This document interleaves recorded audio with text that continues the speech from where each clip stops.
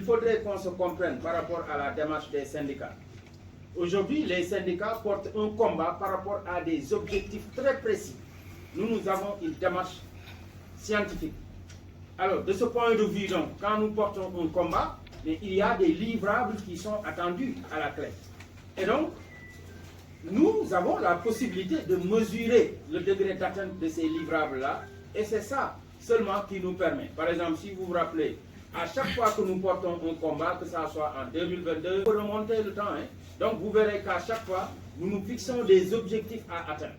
Aujourd'hui, dans le cadre de ce combat, pour être très précis, il faut comprendre que le G7 est en train de porter un combat articulé autour du passif social, après avoir attendu pendant 2 ans.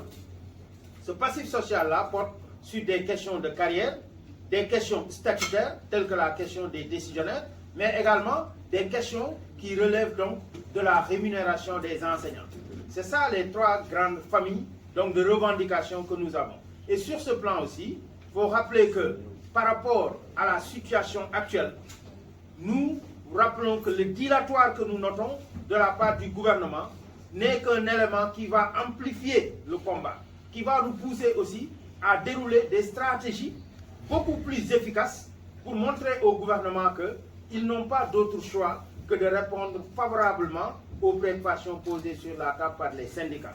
Et c'est de ce point de vue d'ailleurs que vous avez vu que nous avons posé comme exigence à la fin du texte la tenue d'une réunion de monitoring dans les meilleurs délais. Parce que aussi, nous rappelons que le dispositif de monitoring doit être d'abord présidé par le Premier ministre, qui n'a d'autre mission que de coordonner l'action gouvernementale. Et de ce point de vue, s'il y a une crise dans un secteur, il est attendu de la haute autorité qu'il représente, mais de s'impliquer, d'autant plus que d'ailleurs il s'agit de l'école sénégalaise, pour nous amener à des solutions, mais immédiates. Pourquoi? Parce qu'aujourd'hui, je n'ai pas besoin de rappeler que le quantum horaire est gravement atteint.